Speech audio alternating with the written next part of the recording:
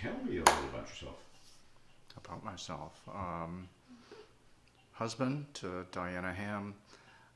We have 5 children, a couple boys, 3 girls, and we have Trip, several cats, inside and out. I'm a retired Air Force combat veteran.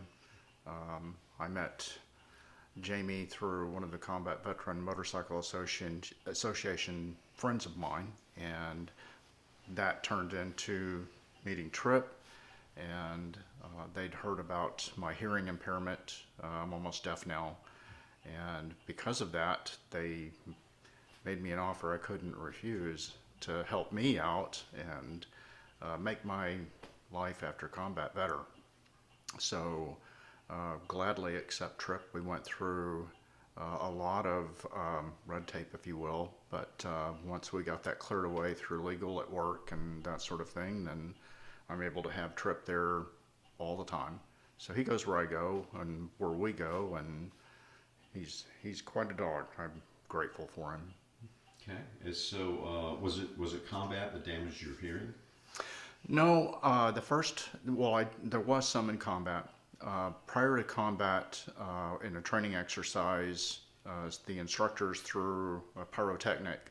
It landed next to my head, and I guess the fuse was bad or something. So instead of giving me time to get away from it, it went off right next to me and blew me over. They said my ringing and stuff would stop, never did.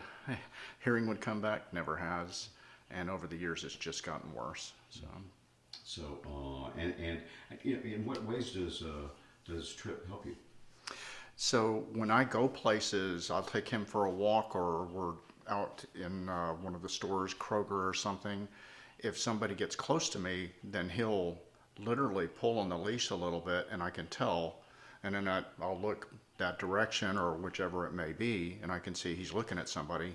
And there's a thing we call check my 6, and he'll actually park himself behind me and watch my 6. So that's nice, because then I have space around me that I can function, and if somebody needs my attention, he's already got it for me. Yeah, because obviously you probably can't hear what's going on behind you. Right. There's a lot of the times, my wife talks to me, Diana, and she's like saying stuff, and, well, you were in the room, and it's like, I can't hear that anymore. It's the sad thing about it is, of all of the things that you can lose in life, I'd hate to lose my vision, but to hear my wife say, I love you, if she says it softly, that's gone. I don't hear those sorts of things either from her, from the kids. You go outside and you listen to the crickets or anything like that. If I take my hearing aids out, I don't hear the birds. I don't hear the bugs. I got nothing. Just silence, except for the tinnitus ringing, which is ever present. That's like an F sharp on a keyboard. So. That's interesting that you have a pitch for it. I actually went to our piano over here and started banging on it until I'm like, okay, that's what it sounds like. And I asked her, and she plays the piano, and she's like, yep, that's an F sharp. Oh, okay. Okay, all right. So, had you had a service dog before? I have not. I was actually looking into it, and I'm going through the VA process right now for benefits, and when I saw the price of it, I thought that I can't touch that right now, because that's anywhere from $35,000 to $75,000 for one when they're well trained for hearing. And then to do it on your own, I just couldn't find manuals for it, because that's kind of a in-house secret. They don't want to give that.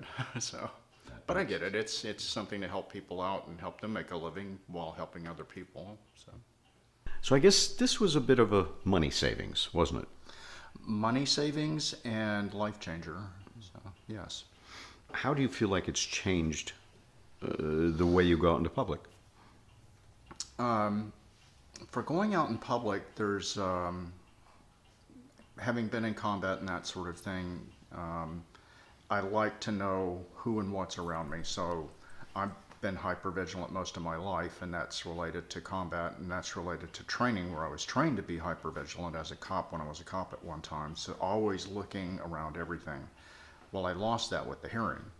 So visually, I can see all kinds of stuff going on around me, but hearing, I don't know if something's around there. So just having him and me knowing that he can hear things I can't anymore, that adds, on an emotional level, a bit of a comfort zone for me, because then I know well, not somebody, but Trip, call him somebody now.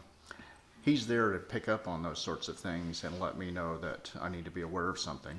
And then I can simply say, let it go. And he knows that I've acknowledged him and it, and it's nothing to worry about. Or in some cases, like around the neighborhood, somebody's walking around acting kind of weird, he'll keep alerting back on them, that's a good thing too. Very helpful. Wow. How long have you had Trip? What's that? How long have you had Trip? Since mid-October, I think it is. Pretty recent. Yeah, very recent. It looks like you guys hit it off pretty quick. We have. It's kind of a learning thing for the both of us and growing.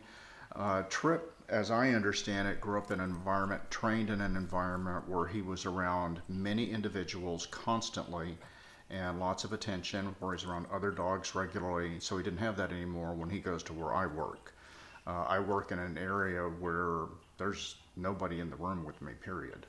So in this room and the stuff that I do with computers and stuff, he's there.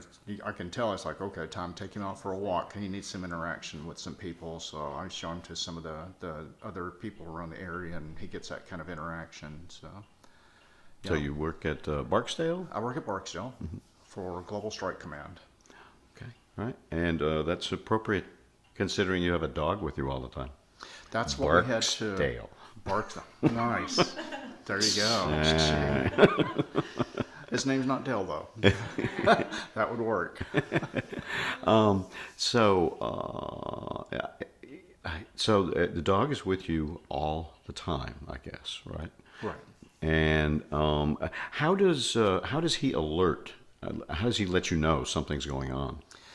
Several things that he does. So, like, the first thing I noticed, I was at Chase Bank, and I didn't instruct him to do anything. I went up to deposit some money from CVMA, and when I did, when I turned around to look, I saw that people were about 3 to 4 people lengths away from me, and he was sitting looking right at them. So that was him letting me know that, okay, I got this back here. You take care of the money thing, and we'll be safe. So that was great. Around the neighborhood, if we get somebody at the door or something like that, then he'll bark. Where I work at, because I work in this type of environment, I can't hear the door because there's layers before you get to the actual door. So he can hear it. So he'll alert to that and bark or growl and let me know that something's there and somebody's there, then I'll go answer the door. So is that the main way he communicates with you? Is a bark, or does he also like nudge or? He'll nudge me. What I also found is he'll lick my palms, and just like, and that's when if he notices something in my behavior that changes, then he starts licking my palms, and it distracts me enough that it takes me out of whatever's in my head at the moment, so I can focus on something else. I see. All right. And why no petting? So when he's doing his job as a service dog, he's on the job, so he's not there to play with, touch, or anything. When I take the vest off, he actually has a different behavior. He becomes more playful. He's kind of like a teenager. We can take him out in the backyard sometime, and I'll just let him go, and he bolts back and forth across the yard. I'm amazed at how fast he goes. It's crazy. He chases the squirrels and stuff. Hasn't got one yet, but yeah, he loves that sort of thing. So, So when you put the vest on, it's all business. it's all business. We go to work. Wow. And And you can see from his behavior right now, he's just calmed right down, and he's just going to stay right there yeah. unless I give him instruction. Okay. All right. Well, it's a very unique relationship. Did you ever think you would have 4-legged ears? No. No, I didn't. Well, that's it seems to be a pretty good blessing for you. It is. Yeah. That's great. Anything you'd like to add? What's that? Anything you'd like to add? Oh, I would like to thank both of you for what you do, and not only for what you do, but the gentlemen in the facility where they're working to improve their lives to make themselves better, and you're giving them an opportunity to improve themselves. That's huge. It's an inspiration, and if I can go and see them and let them know, hey, this is working out. You guys did a great job, and maybe here's a couple of things to work on, or here's this. Can you get me some more instruction? Because I definitely need more instruction. But thank you very much for everything you've done.